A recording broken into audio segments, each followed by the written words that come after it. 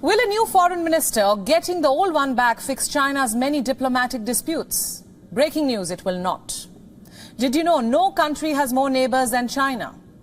It has 22,800 kilometres of land border.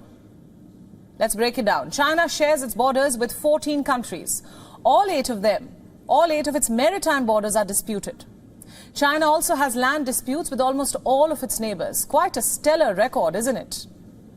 China has been involved in 23 territorial disputes since 1949. Also, numerous flare-ups.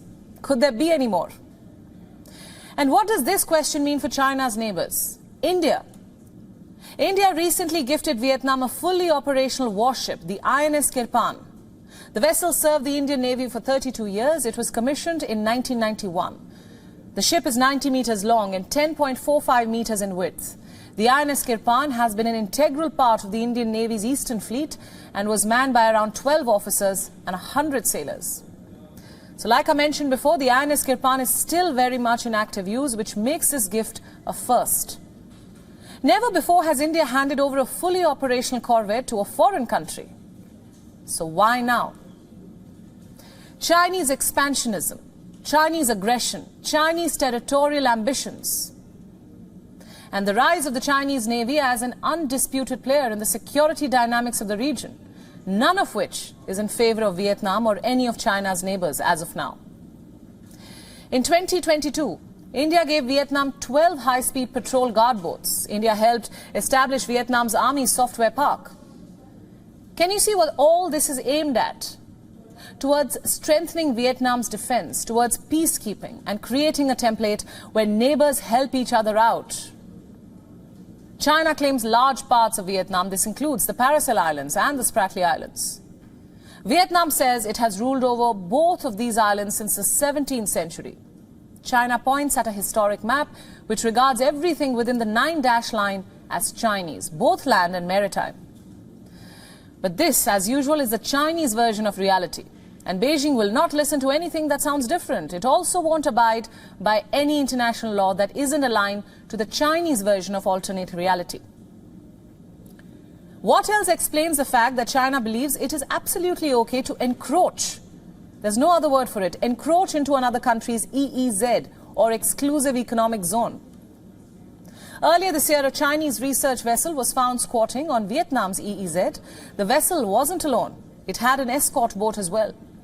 When Vietnam objected to Chinese encroachment, the Foreign Ministry of China said China was well within its jurisdiction and that its activity was legitimate and proper. I wonder how China defines these two words.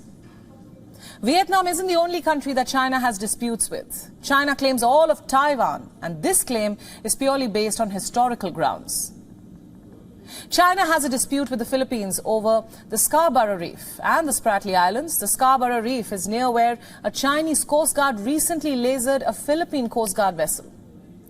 China is fighting Indonesia over the Natuna Islands. It is also in a tussle with Malaysia over the Spratly Islands. China is fighting Japan over the Senkaku Islands and the Ryukyu Islands as well. South Korea over the Socotra Rock. That also lies within South Korea's EEZ, but China will not give up its claim on the rock. And then you have Singapore. China has managed to tick off the island nation with an increased PLA presence in the South China Sea. The tiny country, Brunei, China is fighting it too. Over what now? Spratly Islands. China is also engaged in a conflict with North Korea. It claims North Korea's Mount Baekdu and Mount Jiantao. And why stop at just two peaks when you can claim all of North Korea? There was a time when China did just that. And mind you, North Korea isn't the only friend that China is going after. There is Russia too. China claims a large chunk of Russian land. Also, large chunks of Bhutanese land. China's Communist Party believes that large parts of Laos also belong to China. Remember, Beijing claims all of Tibet, all of Mongolia. Most of you already know about China's aggression in the Himalayas.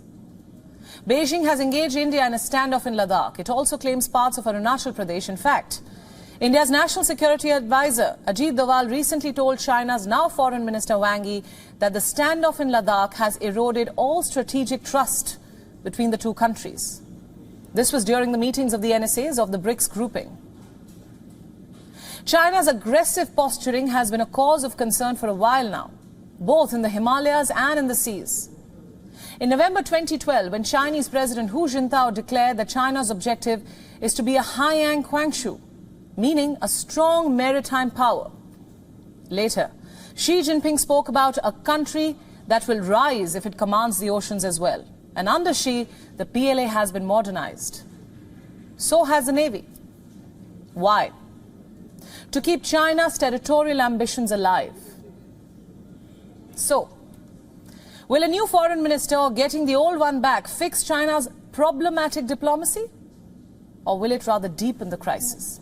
WION World is now available in your country. Download the app now and get all the news updates on the move.